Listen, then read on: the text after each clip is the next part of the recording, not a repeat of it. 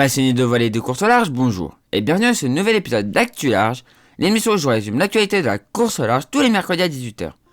Aujourd'hui, dans un premier temps, on va parler du Vendée Globe où on a eu des nouvelles arrivées, donc c'est super cool. Ensuite, on va parler de Virtual Regatta en commençant par le trophée Jules Verne virtuel, où je continue à ma remontée et où on a d'autres arrivées on a des arrivées quoi. Ensuite, on va parler du Vendée Globe sur Virtual Regatta. Donc oui, sur Virtual Regatta, on va parler du Vendée Globe où on a encore des arrivées jusqu'à mi-mars, je crois. Et ensuite, on parlera de Sayoway où ça continue aussi à remonter Atlantique pour terminer ce Vendée Globe. Voilà. Je sais que vous allez vous dire, il parle pas de la grosse info, Bureau Vallée a racheté l'Occitane. Mais je veux parler du bilan de ce Vendée Globe et du futur. Je vais en parler à la fin du Vendée Globe. Je veux pas faire comme les médias traditionnels qui parlent déjà de la fin du Vendée Globe alors qu'il est pas fini. Donc je préfère attendre la fin du Vendée Globe pour parler de la suite quoi. Voilà. Et du coup je vous rappelle que si vous voulez rien louper des prochains épisodes, n'hésitez pas à vous abonner et à activer la petite cloche de notification. Enfin, avant qu'on commence, je vous annonce que demain je suis en live sur Twitch à partir de 13h30. On va faire une petite course sur Sayoway entre Douvres et Calais. Donc n'hésitez pas à nous rejoindre sur Twitch, le lien de la chaîne est en description de la vidéo. Et du coup on commence maintenant avec le Vendée Globe.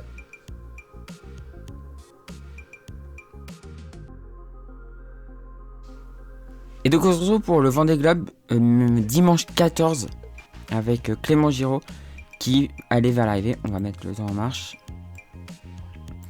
Qui restait dans un premier temps dans sa dépression mais qui se faisait quand même doubler. Clément qu'il faut pas oublier, il y a 1 an et demi, enfin plus d'1 an et demi ou à peu près, perdait son bateau dans un incendie au Havre. Et là il finit son Vendée Globe, c'est juste magnifique, c'est beau, je suis trop content pour lui. C'est mérité pour lui, ça fait vraiment trop plaisir. Et on voit que finalement il a pu rester sur une route directe, assez directe. Et aller vers le sud. Je pensais qu'il allait se faire rattraper mais non. Donc du coup il a pu rester sur une route directe. En direction des Sables d'Olonne. En gardant un peu de vent et en arrivant. Voilà l'arrivée de Clément Giraud. Magnifique, bravo Clément. Bravo Clément pour ton Vendée Globe, c'est beau. En moins de 100 jours en plus. Donc bravo.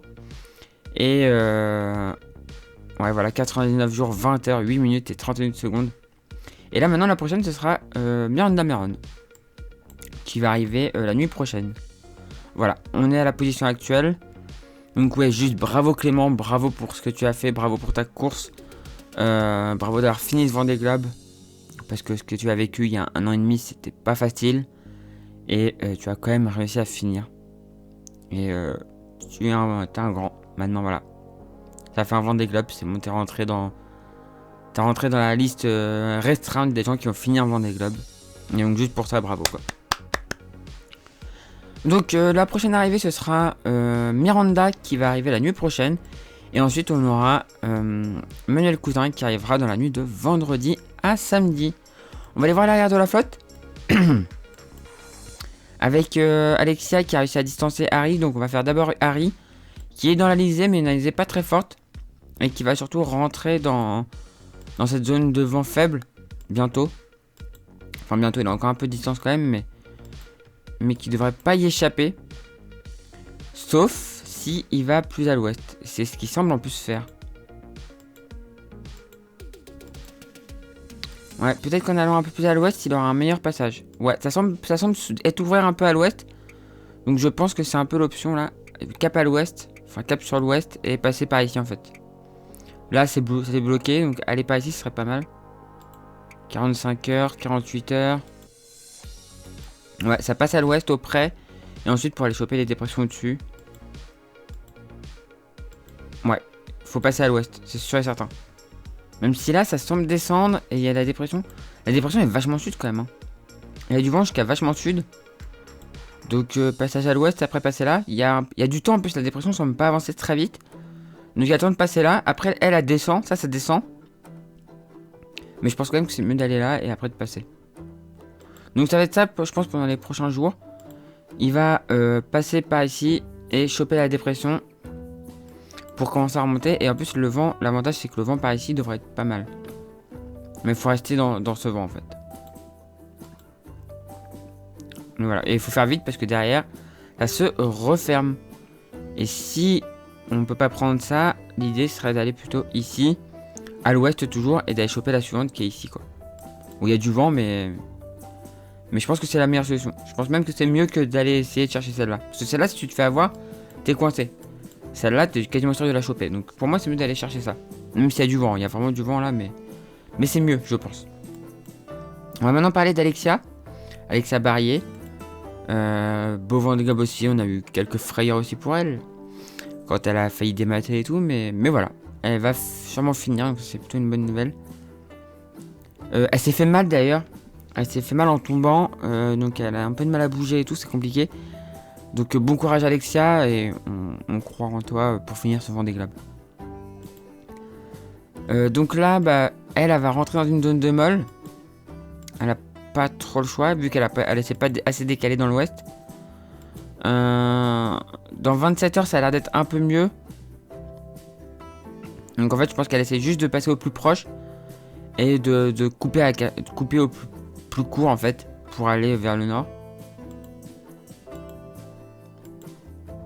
Et dès qu'elle aura franchi cette zone là, ensuite elle pourra filer dans les dépressions.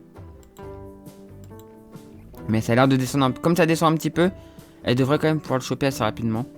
Et après 48 heures direction les dépressions, sachant qu'elle devrait arriver normalement, je crois c'est marqué mardi prochain, je crois, autour de mercredi prochain, le 27 je crois, dans ces horaires là quoi. Donc le 27, je vais vous dire ça tout de suite, quand est-ce que c'est. Donc le 27, c'est samedi prochain. Ah, donc c'est dans un peu plus d'une semaine du coup. Ah, donc c'est pas mardi, c'est eux. Mardi c'est eux, et Alexia ce serait plutôt vers le 27. Donc voilà. Ensuite on va parler du groupe des deux hors course là. Les deux hors course qui devraient arriver, eux par contre mardi, parce qu'ils sont un peu plus nord, ils vont choper la dépression avant Alexia, donc ils vont pouvoir se rééchapper. Samantha a eu une avarie, elle a cassé son étai. Elle a fait une réparation, mais c'est quand même compliqué quoi. Mais on espère qu'elle va pouvoir finir quand même hors course, et bah du coup, eux dans les prochains jours, il faut qu'ils continuent à traverser cette zone sans vent là. Je pense que ce qu'ils visent c'est ça. Cette petite zone là, il faut viser cette zone là pour ensuite aller chercher cette zone là qui se décale un peu vers l'est. Donc là ils sont sur la route en fait, pour ensuite aller chercher des dépressions dans le nord. Mais la galère est bientôt finie, parce qu'en plus on voit qu'après ça descend. Donc même s'ils visaient pas ça, dans 30 heures, à la position où ils sont quasiment sortis quoi. Donc ils vont pas tarder à en sortir. Là ils sont à 8 nœuds et 8 nœuds 7, donc c'est très proche. Donc ouais, dans les prochaines heures ou prochaines 24 heures, ils vont sortir. Et ensuite, ils vont se prendre cette grosse dépression là qui est un peu casse-pied. Assez énorme dépression. Et je pense que la prudence va faire qu'ils vont aller jouer en limite. Ils vont jouer en limite de dépression. Ils vont pas aller chercher le vent fort, ils vont jouer en limite là. En attendant qu'elle passe, et peut-être repartir derrière elle. Ouais, je pense qu'ils vont faire ça en fait. Ils vont faire des bords par ici. Et remonter au dernier moment. Surtout pas aller par là. Alors 45 heures ils y seront pas, mais n'importe qui ne doit pas aller là, parce que c'est vraiment dangereux là. Avec 35 nœuds de vent au Cap Finistère, c'est vraiment la merde. Mais je pense que peut-être pas ici, un peu moins de vent, enfin à voir, mais peut-être laisser passer la dépression et partir derrière quoi. Laisser passer le vent fort. Et voilà, il y a quand même des zones par ici un peu plus calmes. Donc je pense qu'ils vont aller jouer dans les zones un peu plus calmes par ici, pour ensuite arriver vers les Sables d'Olonne. Et on voit que par là c'est beaucoup plus calme. Donc s'ils restent par là c'est cool. Fallait pas être à l'avant, parce qu'à l'avant c'est vraiment fort. Par contre s'ils sont dans cette zone là c'est beaucoup plus cool, beaucoup plus calme. Donc je pense qu'ils vont jouer à ça. Et ensuite direction les Sables, avec un vent qui faiblit un petit peu en approche des Sables. Par ici 96 heures ça faiblit vachement. Donc à voir. Je sens que derrière il y a encore une grosse dépression qui arrive. Donc attention pour les prochains jours. Maintenant on va parler de Manu Cousin, qui je croise vraiment les doigts. Je veux qu'il finisse. Je veux qu'il finisse vraiment. Vraiment je veux qu'il finisse. et qui est actuellement du coup, qui doit arriver du coup dans la nuit de vendredi à samedi. Mais c'est un peu un casse-tête parce que les conditions sont en train de forcir. Et on sait qu'il a un bateau fragilisé hein, avec sa quille qui est coincée dans l'axe. Donc un peu compliqué. Ça se casse la figure derrière, donc il faut aller assez vite quand même. Dans les prochaines 24 heures, il faut quand même aller assez vite. On va revenir, regardez, je vais vous montrer. Voilà. Là, il faut qu'il file vers le nord et tout. Il faut qu'il aille chercher en fait ce vent-là. Il faut qu'il reste dans ce vent-là. Parce que derrière, ça se casse la figure. Derrière, ça se casse la figure par le sud. Donc, monter vers le nord, c'est vraiment, je pense, la bonne solution. Pour ensuite foncer, peut-être avant que la dépression arrive, quoi. 27 heures. 30 heures. 33 heures. 36 heures. Non. 39 heures. 42 heures. En fait, il faudrait qu'il fonce. Et au pire des cas, qu'il aille se mettre par ici. Qu'il vienne longer la côte. Pour éviter d'avoir le vent. D'avoir les vagues qui vont avec le vent. C'est surtout ça qui est gênant. 42 heures, 45 heures. 48 heures. Ouais, je pense qu'il faut qu'il vienne. En fait, faut qu'il remonte pour éviter un peu la zone de molle. Venir ici et venir s'abriter un peu ici. Ensuite remonter, il y a un peu moins de vent. Il y aura un peu moins de vent, mais au moins ce sera plus cool pour son bateau. Plutôt que d'aller se foutre dans du vent fort. Et au moins il évitera la zone de vent fort. Et après ça se calme, donc c'est cool. Et au moins là il est abrité par la côte. Et donc il aura moins de vagues. Et donc ça va moins abîmer son bateau. Et 60 heures il sera arrivé, mais voilà. Peut-être aller dans la molle exprès pour éviter d'avoir... Peut-être subir un peu la molle ici, mais au moins t'es sûr que si le vent est vraiment fort, t'es abrité quoi. T'es abrité du vent. T'es abrité des vagues surtout. Le vent c'est pas vraiment un problème, c'est les vagues le problème. Et donc voilà l'arrivée. Et donc Miranda, on va juste voir un peu ses conditions d'arrivée. Miranda, elle est presque arrivée. Arrivée la nuit prochaine, je répète. Et Miranda, elle arrive dans des conditions, ouais, plutôt bien. Alors ça va se calmer un petit peu là dans les prochaines heures. Mais elle arrive quand même dans des bonnes conditions, calme, c'est cool. Pour finir, c'est cool. Même si je pense que la hâte d'arriver est bien présente. Et on voit que dans 15 heures ça reforcit, mais normalement 15 heures elle devrait être arrivée. Voilà. Du coup on va voir un peu le classement. On commence en voyant l'arrivée en fait. Donc de Clément Giraud qui est arrivé le 16-02 en 99 jours, 20 heures, 8 minutes et 31 secondes. Miranda est à 118 000 de l'arrivée. Manuel Cousin est à 669 000 de l'arrivée. Alexia Barrier à 2271 000.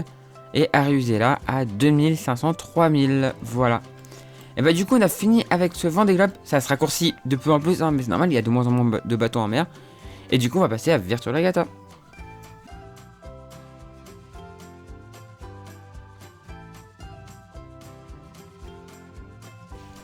Et donc on se retrouve pour le trophée Jules Verne, où on avance toujours, on est par 10 degrés nord, donc on remonte petit à petit, on gagne pas énormément, mais on fait une route assez nord-ouest en fait, vous allez voir, vous allez voir de toute façon. La route, alors on s'en fiche de ça, voilà ma route actuellement, en fait on va chercher un passage, parce que la route qui était prévue en fait s'est refermée. Et du coup on va aller chercher un passage un peu plus à l'ouest. Alors je vais vous montrer sur le routage. Alors que les premiers sont arrivés en 47 jours. Il y a les premiers qui sont arrivés au sable. Pas au sable mais à Brest en 47 jours. Donc record à battre pour l'instant. Mais ça va être battu, c'est quasiment sûr. Donc on va aller voir ça tout de suite. Hop. Ici mon routage. Alors.